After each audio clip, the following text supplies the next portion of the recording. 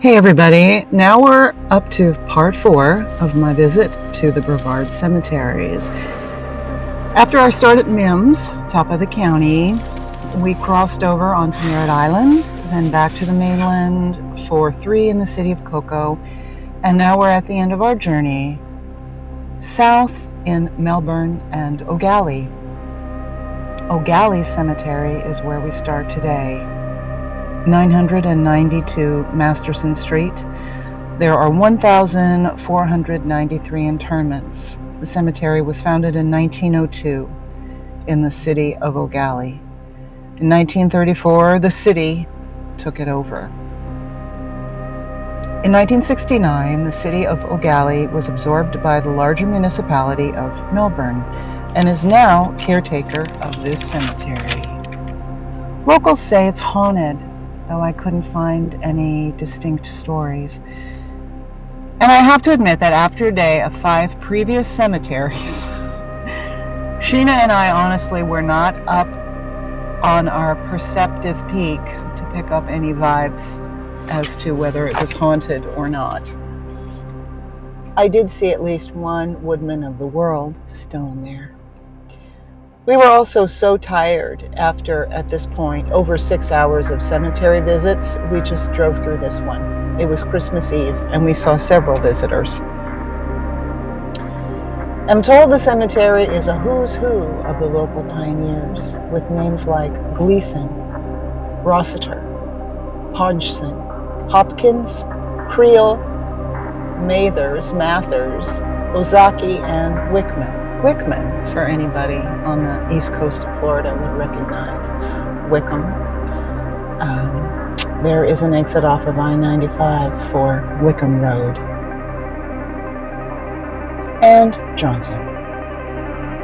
My previous visits to Eau Gallie were for the gentrification of the warehouse district into the arts district, and the worth the while drive from Orlando when I lived there to Jones Perfect Pies on Highland. Yes, I would drive over an hour to Jones Perfect Pies to get a pie. If you are within an hour of Melbourne, I would recommend you do the same. Today we found 2 cemeteries in Eau Gallie. The Eau Gallie Cemetery is still active. In 1859, the Army sent John Carroll Houston IV to conduct a Seminole assessment in the region. Census is what they called it. Interesting way to put it.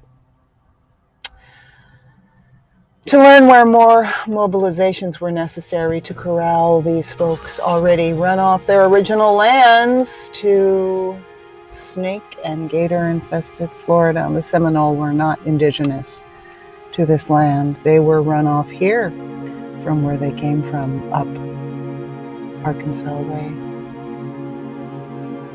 Houston loved the area. He lived in the Indian River area, and after taking a leave, used his Soldier's Land grant to open and develop a plantation here. Traveling with his sons and 14 slaves, he sought clearing land to build a cabin.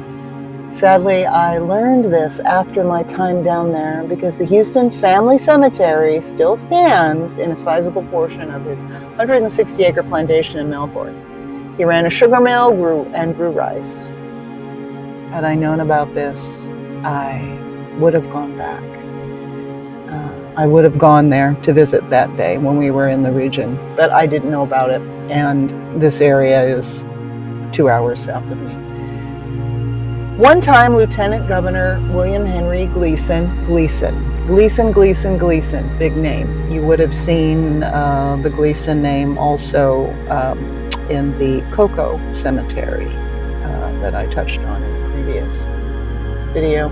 So Lieutenant Governor Henry Gleason founded Eau Gallie in 1869, acquiring land from the Indian River Lagoon to Lake Washington, that being 30 square miles. Eau Gallie is thought to mean rocky water. Eau, of course, is water in French, and Gallie is thought to be a stumbling over the word galet, which is French for stone. Coquina outcrops are all over this area. If you go to the beach land from here, which is called in the Atlantic, it's full of coquina on the beach. In 1926, 10 men lynched a black man for allegedly raping a white woman. Nothing was ever done to the men in the Klan. This was a Klan-rich state at the time, which you would know if you've watched any of my videos about the civil rights activity in St. Augustine. Martin Luther King was here, and there were deaths at that time too, when a whole college was burned to the ground. This was the last recorded lynching in Eau Gallie or Melbourne. Eau Gallie also once had a speedway west of Wickham Road for stock cars from 1957 to 1971. The author and anthropologist Zora Neale Hurston lived in a cottage on Guava and First in 1928. Then again in 1951, Sheena and I drove past Guava and First when we were going to the next cemetery, which is Line Street Cemetery, which is a black cemetery. Again, unfortunately, I found this out after the fact, or I would have commemorated that corner.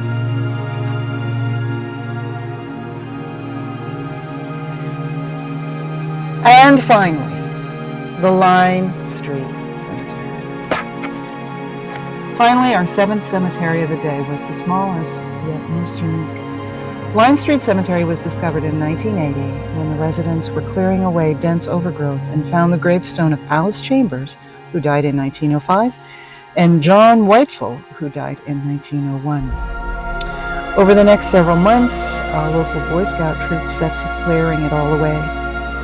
Today, this locked and protected resting place on private property holds 9 burials of early black pioneers and a cat named Old Ick. You can find Line Street Cemetery at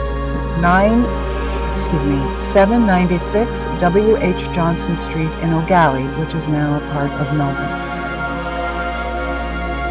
On my way up north, I stopped at a couple places I missed, both in Brevard and further west. And I thank you for watching this series. I'll see you in the next installment for Bethel African Methodist Episcopal. For Bethel African Methodist Episcopalian Cemetery, also known as White Lily, and the Oakland Black Cemetery, which are near Claremont, which is north and west of Orlando. Thank you so much for rolling with Sheena and I through all this data.